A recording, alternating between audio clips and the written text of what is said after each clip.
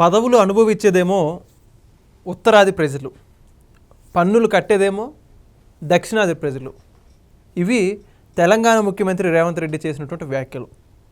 ఇటీవల ఒక కార్యక్రమంలో పాల్గొన్నటువంటి రేవంత్ రెడ్డి మొత్తం పూర్తిగా భారతదేశ రాజకీయ చరిత్రలో ఈ రోజుకి చూసుకున్నా కూడా భారతదేశ వ్యాప్తంగా అత్యంత ముఖ్యమైన పదవులు అంటే ప్రధానమంత్రి పదవులతో సహా ఇతర అన్ని శాఖలను కూడా ఉత్తరాదికి చెందినటువంటి నాయకులు అనుభవిస్తున్నారని చెప్పేసి మాట్లాడుకుంటూ వచ్చారు.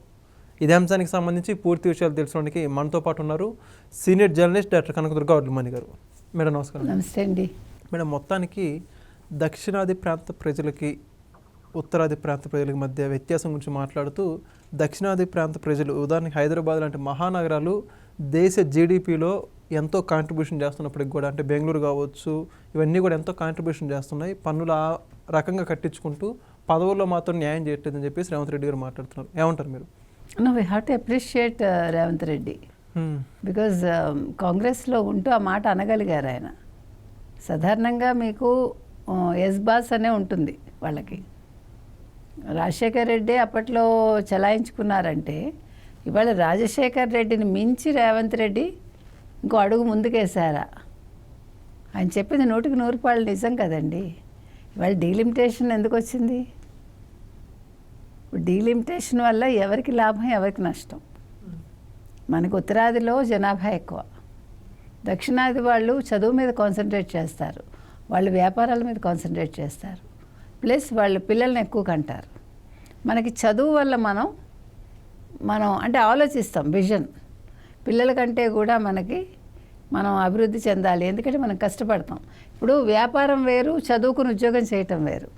సో మన పిల్లల్ని కన్నాక పోషించాలి అనేది మనకు ఉంటుంది, మళ్ళీ చదువు చెప్పించాలి, ఇట్స్ ఎ బర్డెన్.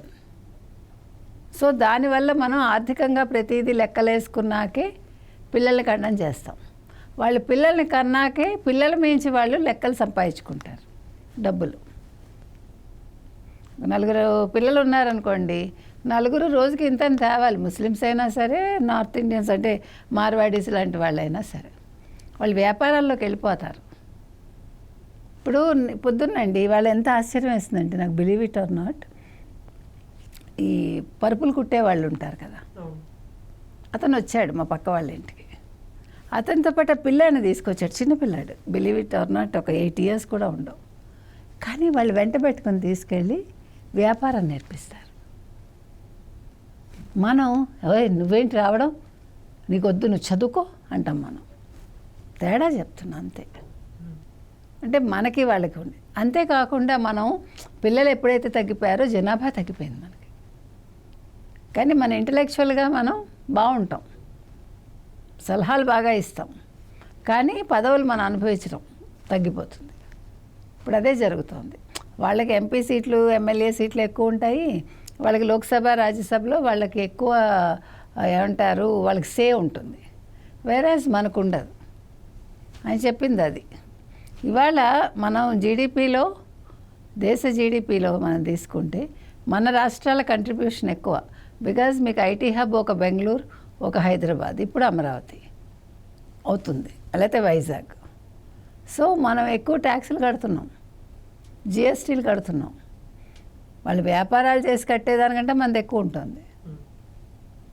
మనం ఇంత డబ్బులు ఇస్తూ, ఇది అన్యాయం కదా. పదవుల దాకా వచ్చేసరికి మనం పనికిమాలిన వాళ్ళం అయిపోతున్నాం. చాలా మంచి పాయింట్ రేస్ చేశాడు ఆయన. ఇప్పుడు చంద్రబాబు నాయుడు గారు అందుకనే కదా పిల్లల్ని కనమని చెప్పారు. ఆయన చెప్తే అందరికి కోపం వచ్చింది కదా. నిన్న ఒక ఆర్టికల్ వచ్చింది, ఏంటి 39 మంది భార్యలు, 97 మంది పిల్లలు, ఎంతమందో మానవులు. ఎక్కడ? గోవా దగ్గర ఎక్కడో. అతను క్రిస్టియన్.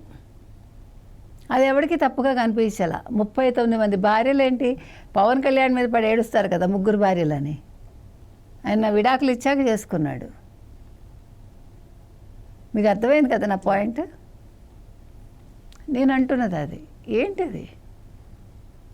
ఇది సమతుల్యత లేకపోవడం, ఇది జరుగుతుంది. కాబట్టి దీని మీద ఆయన మాట్లాడటం జరిగింది. కాబట్టి వాళ్ళ రేవంత్ రెడ్డి గారు మాట్లాడింది 100% కరెక్ట్ అండి. ఆయనంత ఓపెన్గా మాట్లాడినందుకు మనం అభినందించి తీరాలి. ఆయన కొంచెం గట్స్ తోటి మాట్లాడుతున్నాడు. మనం ఇలా మాట్లాడితే ఏమవుతుందో, ఎందుకులే మనం మళ్ళీ అక్కడ అధిష్టానంతో ఇబ్బందులు పడాలి అని అనుకోవట్లేదు. అసలుకి వీళ్ళది కూడా జాతీయ పార్టీ, జాతీయ పార్టీ మళ్ళా అలా అనుకోవాలా. అంటే ఆయన దమ్మున్న మగాడిలాగా మాట్లాడుతున్నాడు, అది మనం చెప్పాల్సింది. సో ఇది మాత్రం అంశం మాత్రం చాలా ఇంపార్టెంట్ అండి, దీని మీద చర్చ జరగాలి. సో దక్షిణాది రాష్ట్రాల వాళ్ళు ఒకటవ్వాలి ఇలాంటి విషయాల్లో, ఇర్రెస్పెక్టివ్ ఆఫ్ పార్టీస్. ఓకే, అందరూ ఒక తాటి మీదకి వచ్చి మాకు ఇంత అన్యాయం జరుగుతోంది, ఇది పద్ధతి కాదు, మేము ఎంతమంది ఉన్నామని కాదు, మేము ఎంత ట్యాక్సులు కడుతున్నా, ఎంత జీడిపి ఇస్తున్నామో దాని ప్రకారం మీరు మాకు పదవులు ఇవ్వండి, ఈ రేషియో తీసుకోండి అని చెప్పాలి. సో దీని మీద ఒక ఉద్యమం జరిగి, దీని మీద ఒక రౌండ్ టేబుల్ సమావేశంలా జరిగి దక్షిణాది రాష్ట్రాలకి న్యాయం జరగాలని నేను కోరుతున్నాను. Thank you.